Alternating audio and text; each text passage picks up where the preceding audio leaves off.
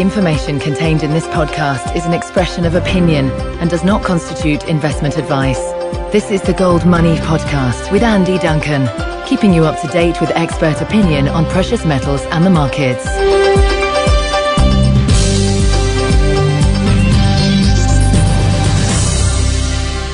Welcome to this Gold Money Podcast on Monday, the 4th of February 2013. Today I'm with Stefan Molyneux, philosopher and host of Freedomain Radio. Hello, Stefan. Hello, Andy. How are you doing?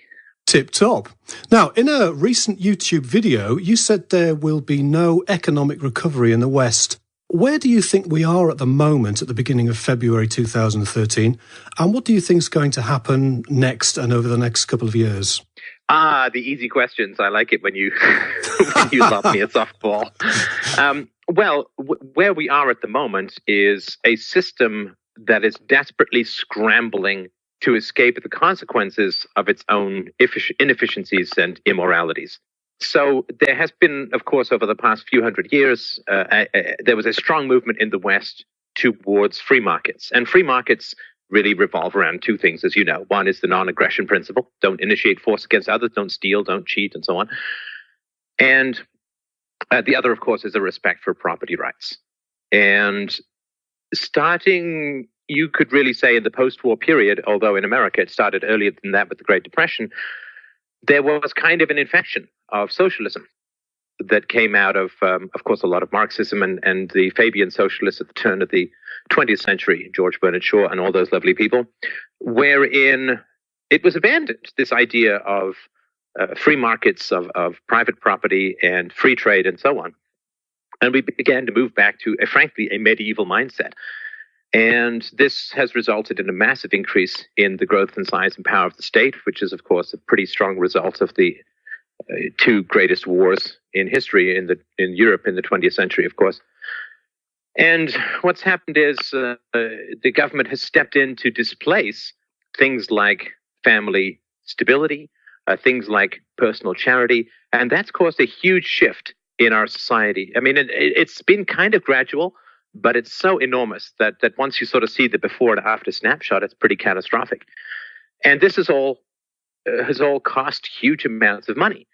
And this has really only been possible because the government has taken over the money supply, has taken over the creation of money, and as a result has had to take over interest rates. Because, of course, as we all know, when you print money, that's inflation. And the inflation that you see in prices is only an effect of the inflation in the money supply. And if the government prints a lot of money, then it pushes up inflation rates, which, of course, is the price of money over time. And what happens then is it goes bankrupt, trying to pay interest on its own debts. And so as soon as you control money and use it to buy off various sections of the population by printing money rather than raising taxes, then what you do is you have to control interest rates. And these two fundamental things, the money supply and the interest rates, are absolutely essential in a way that it's so hard you can't overemphasize it enough. It's so absolutely fundamental to the efficiency in operations of the free market. If the government is jigging with the money supply, it's like randomly raising and lowering the temperature of a lake. I mean, it's like every single organism and even the entire ecosystem around the lake is fundamentally affected. And so the governments to pay for all of the obligations that it has bribed citizens with, which it pushes off in three major ways, right? It pushes them off. Like if you go to the government and say, give me $1,000, and it says, I will, I just need to raise your taxes $1,500 to do so, you'd say, hey, wait a minute, that's not a good deal. But the government hides this predation through debt. Of course, it borrows through printing money and sort of wide variety, crushing down interest rates and so on. And also by giving people stuff in the future, right? So say, well, I'm not going to give you $1,500 now, but don't worry, your great-grandkids or your grandkids will have to pay for your lavish public sector pension or retirement benefits and so on. And so it buys people but doesn't charge them at the time. This creates huge unfunded obligations. It creates massive debt, and it creates the requirement to constantly escalate the money coming into the system, which is this quantitative easing and these emergency loans we see descending on banks in Europe and so on. So this is all reaching its climax. I don't think it's too far away. The youth unemployment in Europe, which is 50, 60% in various places, the impending disaster of healthcare and monetary requirements of the aging and retiring baby boom generation, and the demographics of lowering birth rates, all going to come together. And the system shall need to be rejigged, I think, just a little bit. And that's going to be the challenge. And it's going to go one of two ways. Either we're going to let the chips fall where they may. We're going to say, look, we had this massive experiment in Prussian-style education and the socialization of industry, of money, of retirement, of charity, of families and all that. So we're just going to return all of this stuff to the free market. We're going to return all of this stuff to voluntary transactions and trade. And that will be a short, sharp, but relatively painless transition. This was done in Canada about 15 years ago. Canada tackled its national debt, cut government spending, like in a real way, not just cut increases in the future, but actually cut it significantly, and it was fine. And this was done under Clinton in the 90s, where they cut welfare significantly, and people just got jobs. It's not that bad. So people will adjust if they're given the freedom to do so. But that hurts a lot of rent-seeking special interest groups who really enjoy the big fiery moat of government power that allows them to gather cash from all and sundry. So either there'll be a huge contraction in government power and a huge growth in the free market, which will be wonderful and will be, 6 to 18 months will all be done.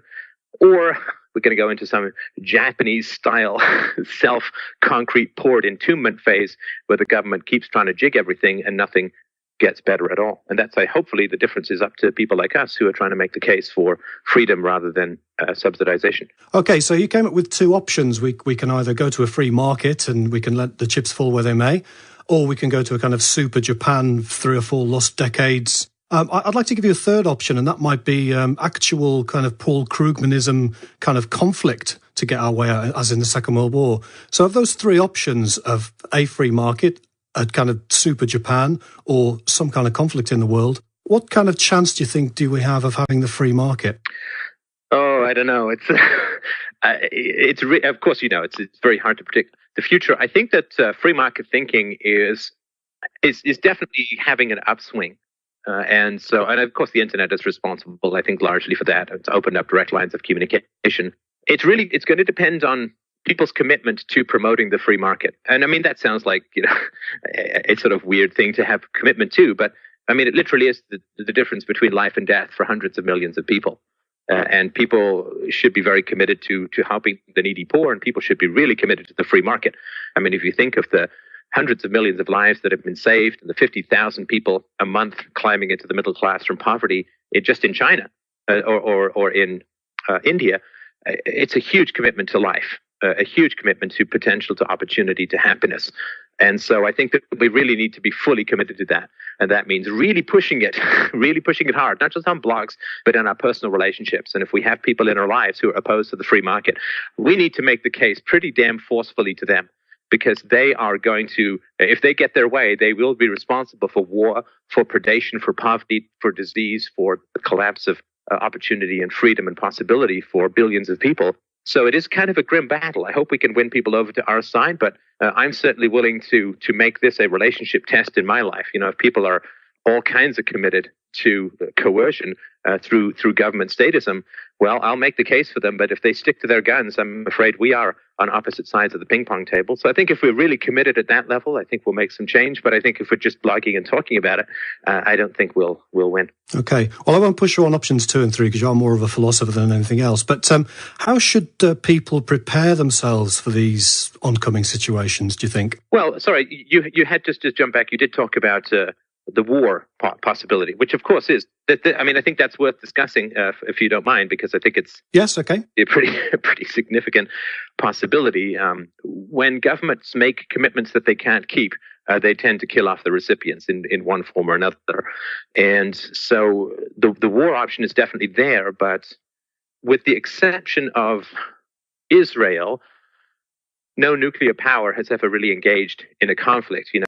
Once the nuclear mushroom cloud might actually have incinerated the political leaders, magically they found blessed other ways of the peacemakers and found ways to wage war other than in a direct sort of World War I and World War II conflict style. So there have been a whole bunch of proxy wars, but people are running out of locations to have these proxy wars. And I don't see that there's going to be war between between countries in the West. I think what is much more likely to happen is that the governments are going to end up warring against their own citizens, because you don't war against other governments, they've got nuclear weapons, so that's not fun. But if you get to war against your own citizens, i.e. you can't pay them, they have a revolt, you begin to repress them, I think that's much more likely, because, the governments can take us on without risk, but they can't take each other on without risk anymore, so I don't think they will. Okay, especially in Europe, of course, where we're all completely disarmed. So let's kind of skate along the conflict side of things. How do you think people should prepare themselves for kind of like a Japan 2 kind of depression? That's a big question, and I tend to focus my answers more on people who have less money, because people who've got decent amounts of money can usually ride out just about anything. But for the people who are not doing so well, or who are younger and haven't had the chance to accumulate resources, I say get skills that are portable, really invest in your human capital, like learn trades, learn things that are going to be of use to people that you can barter with, that you can use in not the black market, because that would be advocating something illegal, but in the barter market, which would be legal. I think that's important. Stock up on some food. You'd be surprised, well, probably people wouldn't be surprised who've read Lord of the Flies, how quickly the thin veneer of society gets ripped off when people get hungry.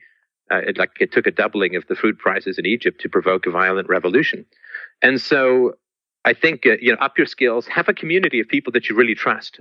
Get to know people around you who are going to stick by you in times of crisis, and to develop an economic network and a trading network that is valuable. Look for alternate currencies that you can use, obviously gold and silver, bitcoins, gold money, other kinds of currency substitutes that are going to be much more valuable in a time of inflation. And so I think those are things that I think would be important. I mean, there are other things you can do, like getting a second passport and so on, but those things might not be as easily available to at least most of my listeners. Perhaps not yours, though. Yeah, quite expensive. Now, I tend to divide the world into two kinds of Austrians: the black Austrians who run the central banks, who pretend to be Keynesians, and the white Austrians like us who actually would like to implement Austrian-style policies. Do you think that the Keynesian central planners in these central banks actually believe in what they're doing? And if you think they do, are they panicking at the moment and pretending there's a recovery, or do they actually believe that there's a recovery going on?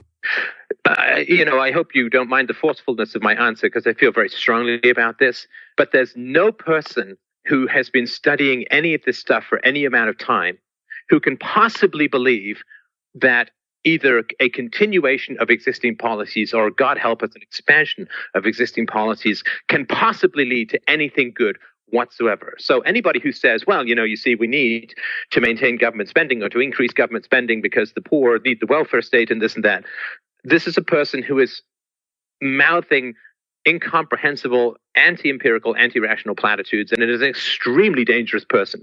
The only people who care about the poor are those who are focused on expanding freedom, economic freedom. That is the only thing that reliably helps the poor and gives them opportunity.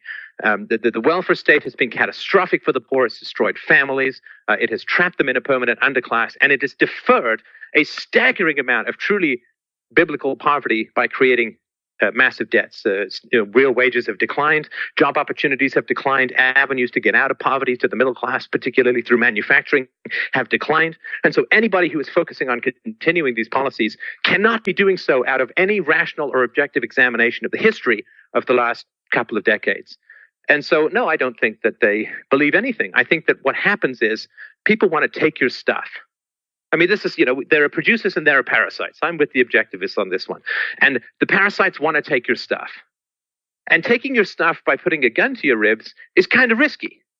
You might be a robot from the future who will take their head off. You might know kung fu. You might have a gun yourself. So they don't want to do anything that brave, so to speak, and take something. So what they want to do is bamboozle you with a bunch of bullcrap, basically. They twist your head around with really foggy language and get you to cough up resources of your own accord. So they won't call it theft, they'll call it taxation, right? They won't call it selling off the unborn, they'll call it a national debt. And so these people will grab at whatever theory will get you to empty out your pockets. And this is unfortunately the history of philosophy in the world, is the history of those ideas which are the most convincing in getting people to give up their property. And Keynesianism was just, it won over the Austrian school because it was much useful to the people in power. I mean, what use does Austrian economics and sound money have to your average democratic politician? I mean, it would be catastrophic for them. So I don't think that they believe anything that they say. I think they're just saying whatever it takes to get people to give them money without a fight. Yeah, I think the economists are the same there, aren't they? Because Austrian economics said we don't need many economists. So all the economists said, I'm a Keynesian now in the 1930s, which kind of killed Austrians off in the 1930s. Like, I mean, how many economists work in something that really is close to the free market? How many economists work, say, for software companies, which is pretty much the least regulated aspect of the economy?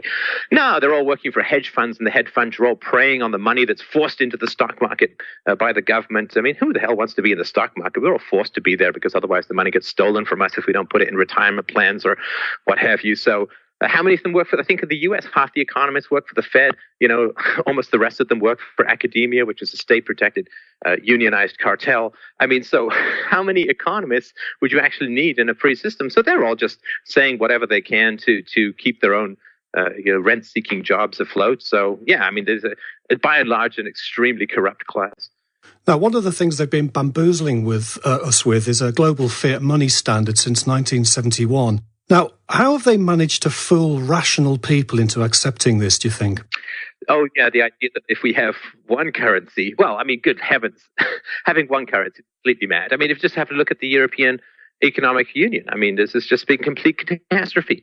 And I think the catastrophe has occurred even faster than some of the most pessimistic prognosticators anticipated. So the idea is, of course, that if you give government more power, that you get more order. I mean, this is the basic idea.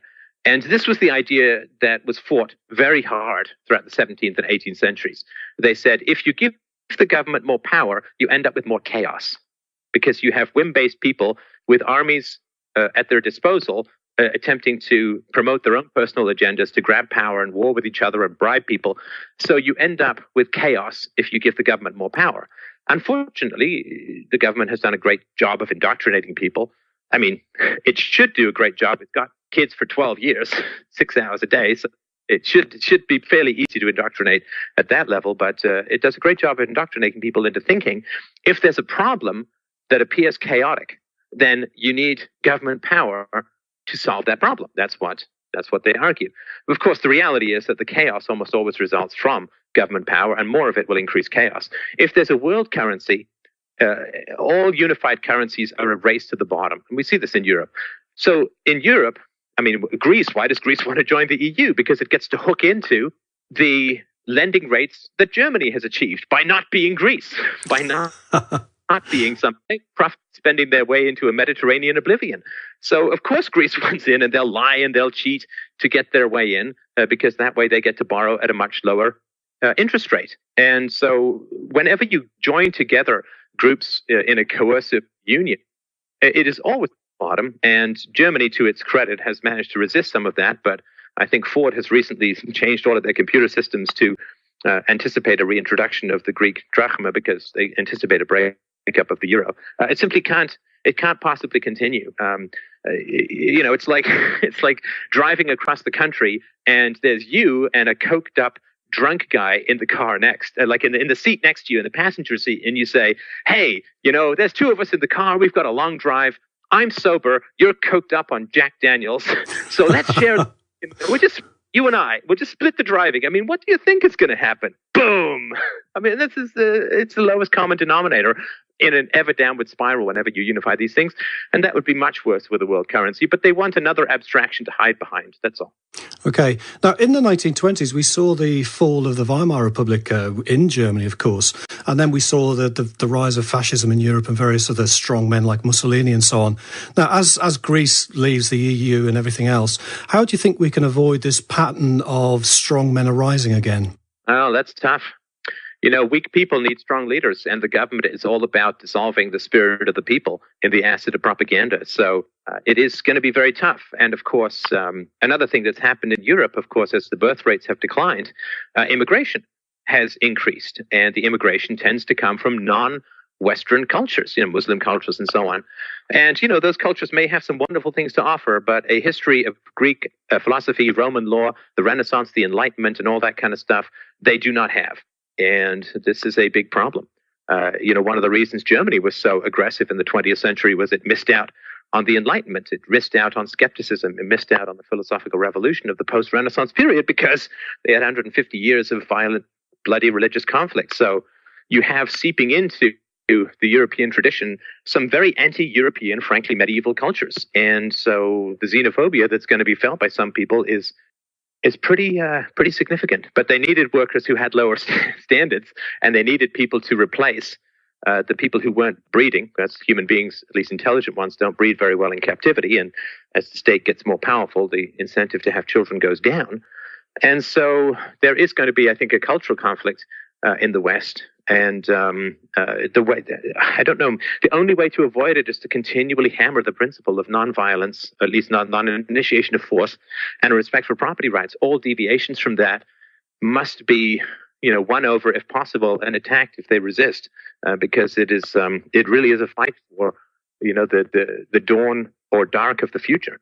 Yeah, in this new dawn, well, I'm hoping that the EU collapses peacefully and breaks up into Scotland and Catalonia and Wales and various other places. What do you think the chances are of the United States breaking up peacefully into Texas, Alaska, Hawaii, etc.? I don't think particularly high, because the federal government just has so much violence at its disposal. And so, maybe Hawaii or something, but Hawaii is incredibly socialist. So I don't think that would go particularly far. A breakup of Europe seems to me more likely, because European integration was a very artificial, bureaucratic, top-down driven kind of thing. And there's lots of people who really don't like it. Unfortunately, the poorer countries have become very addicted to the easy lending policies they've received as a result of attaching themselves to more responsible countries. So those countries would not want to. Greece. What will Greece gain? I guess they devalue their currency and try and screw people that way or something. But I think in Europe there's much more likely to be a breakup. In America, the last time they tried a breakup in America, they had a civil war, and I don't think that would be a very good thing these days. Yeah. Okay. So, if Europe does break apart peacefully, the euro hopefully will collapse, and maybe we can get towards a kind of sound money system based upon privately produced monies.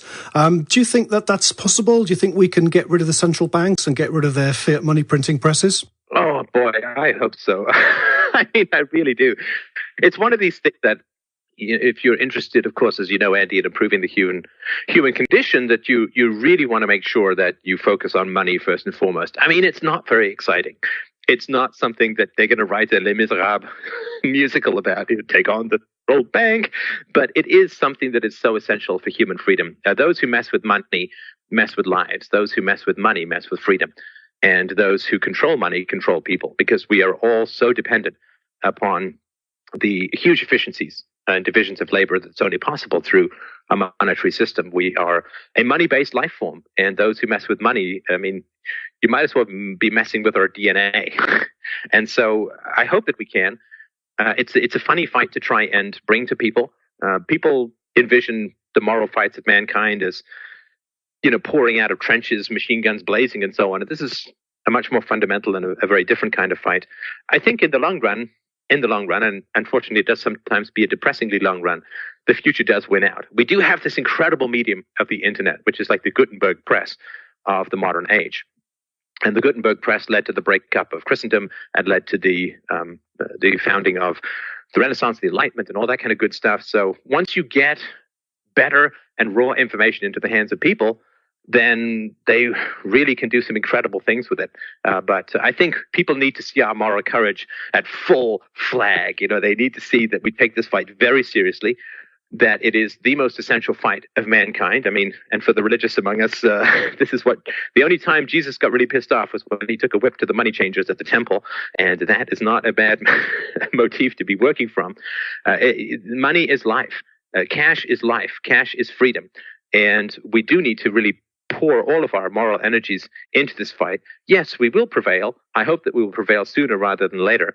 But in some ways, of course, that's up to us. Most people who don't know what the problem is will just follow whoever's the most certain. And let's hope it's someone of peace and reason rather than some Mussolini or Hitler. Now, you're putting a lot of emphasis on us and people like you and me who are trying to do what we can to help people who are suffering from all these various Stockholm syndromes and Oslo syndromes and so on. Is there anything that those people can do for themselves, do you think, just to try and help themselves get out of these mental restrictions? Yeah, it's a scary thing. The movie The Matrix, I said it before, it's one of the greatest metaphors ever. The idea that we live in an illusion. Most people, they live not in reality, they live in a world of words. I'm actually just working on a documentary modestly called Truth, really just goes into this in more detail, but we live in language. And when we live in language, we are incredibly controllable. If we live in reality, like if we live in tangible things, in facts, in evidence, in things that are, then we're not nearly as manipulable as if we live in a world of words. And so people think of themselves as a citizen or a resident of some country. But that's not true. I mean, you're a tax cattle, and the country is a tax farm. I mean, that's the reality of it, that you are a kind of livestock, and you're a free-range livestock for the most part. You can choose your own education and profession, but you can only do that. You're only allowed to do that because it makes you more profitable to the owners. But the world is not countries. The world is farms. And we are not granted any more freedom than that which is considered productive for the farmers. So once you live in a world of reality where you say, well, no, taxation is theft, government is violence, law is an opinion with a gun, national debts are enslavement. Once you start living in reality, then you're much harder to push over. But if you live in a world of words, then it's like trying to dance on a cloud. You've got no solidity and no basis, and people can define your virtue and courage in and out of existence almost at a whim. So trying to get people to focus on what is real, the fact that there's a gun in the room called the state that is pushing and organizing everyone's behavior, disorganizing everyone's behavior, getting people to live in the reality of the coercive system that we live in is the first step. I think people naturally recoil against evil, which is why evil constantly needs to redefine itself as the good. But, evil is the guy who takes the safety off to the gun when no one else has a weapon. That's the bad guy. It's not that complicated. Evil is the guy who initiates the use of force against the peaceful. The war on drugs is evil. The welfare state is evil. And taxation is evil. And national debts are especially evil because the unborn have even less of a say than the voters in a democracy, and that's saying quite a bit. So once we start to live the world of reality, then we can start to change it. But it's a pretty horrifying transition to see the world as it really is. Yeah, this control of the language. You said the word "we" when we have Prime Minister David Cameron saying our debts need to be paid off. Where did I come into this? Where did I borrow this money to pay him a high salary? It does seem very, very odd. Is this going to be just a one-off, 1 hour documentary, or is it going to be a series, this Truth documentary? Well, it's going to be a series. I'm obviously trying to encapsulate as much as I can in the first hour. But it's going to be a series over time, sort of getting a very good production team together, which I, of course, would love to work with again in the future. And everybody seems to be having a lot of fun, despite the fact that it's quite a challenging subject to encapsulate. But yes, it's truthdocumentary.com if people want to go. It's going to, we're going to have a preview out in a week or two of the first 10 minutes. And most of the rest of the film is coming together very nicely. So it should be out in about 8 to 10 weeks. Yeah, I love most of your documentaries, especially the one where you started talking about The Matrix. That was a really good one. Is there anywhere where people can also listen to your kind of regular Freedomain podcasts? Never. No, of course. No. I mean, it's. I think we've had like over 50 million downloads now, which is, I think, quite good. And so I think that's 50 million points of light that otherwise wouldn't have been there. I'm happy to have those constellations in the night sky of our mental landscape. But people can go to freedomainradio.com. Podcasts are all free. There's no ads. They can check out. I've got a bunch of books there that are all free. And I do a Sunday show every 10 a.m. Eastern Standard Time. People can call in with whatever questions they want, and I will try to throw a philosophical spin on some hopefully useful answers. And a YouTube channel is youtube.com/Freedomain Radio if people want to check that out. And I recommend that if people do go there, that they watch one called The Handbook for New Farmers, which I found quite fascinating recently. Anyway, it's been great talking to you today, Stefan, and thank you very much for your time today. Thank you very much for your time. I appreciate it. It was a real pleasure. Subscribe to the Gold Money newsletter at www.goldmoney.com to receive email updates on new articles, videos, and iTunes podcasts from our Gold Research section.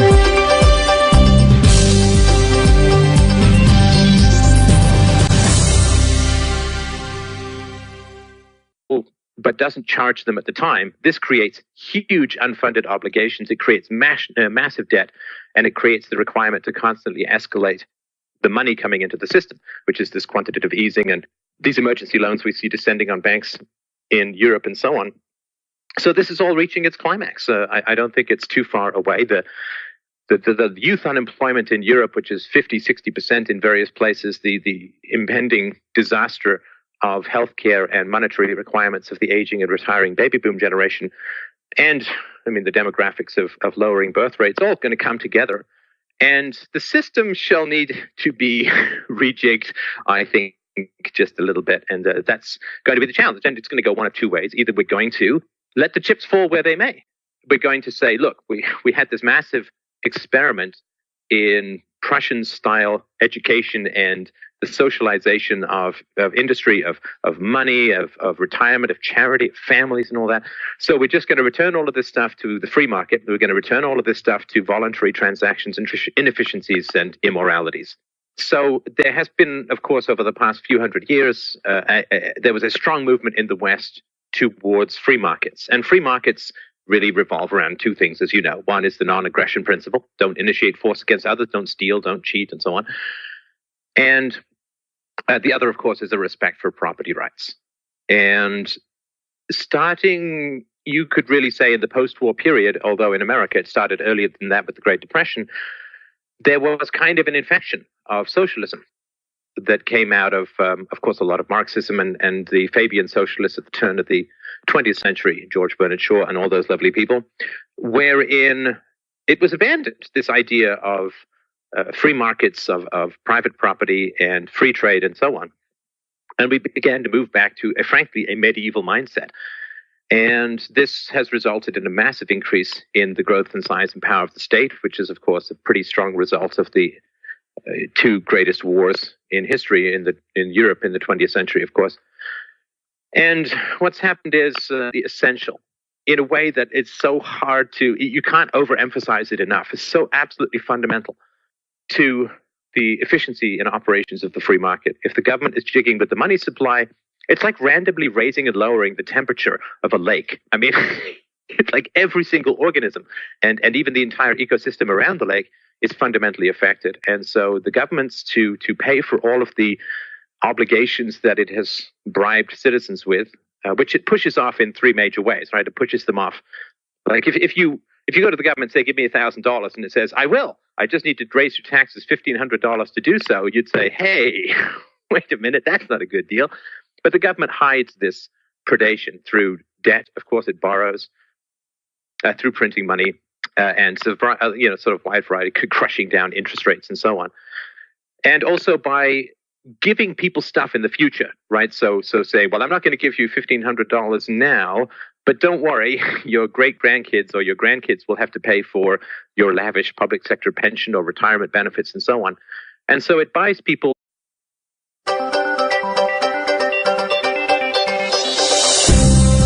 The information contained in this podcast is an expression of opinion and does not constitute investment advice.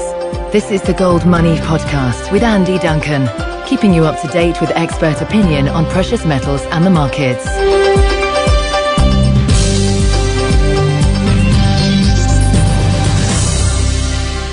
Welcome to this Gold Money Podcast on Monday, the 4th of February 2013. Today I'm with Stefan Molyneux, philosopher and host of Freedomain Radio. Hello, Stefan. Hello, Andy. How are you doing? Tip-top. Now, in a recent YouTube video, you said there will be no economic recovery in the West. Where do you think we are at the moment at the beginning of February 2013? And what do you think is going to happen next and over the next couple of years? The easy questions. I like it when you when you lob me a softball. Where we are at the moment is a system that is desperately scrambling to escape the consequences of its own. If the government has stepped in to displace things like family stability, things like personal charity, and that's caused a huge shift in our society. It's been kind of gradual, but it's so enormous that once you sort of see the before and after snapshot, it's pretty catastrophic. And this has all cost huge amounts of money. And this has really only been possible because the government has taken over the money supply, has taken over the creation of money, and as a result has had to take over interest rates. Because, of course, as we all know, when you print money, that's inflation. And the inflation that you see in prices is only an effect of the inflation in the money supply. And if the government prints a lot of money, then it pushes up inflation rates, which, of course, is the price of money over time. And what happens then is it goes bankrupt, trying to pay interest on its own debts. And so as soon as you control money and use it to buy off various sections of the population by printing money rather than raising taxes, then what you do is you have to control interest rates. And these two fundamental things, the money supply and the interest rates, are absolutely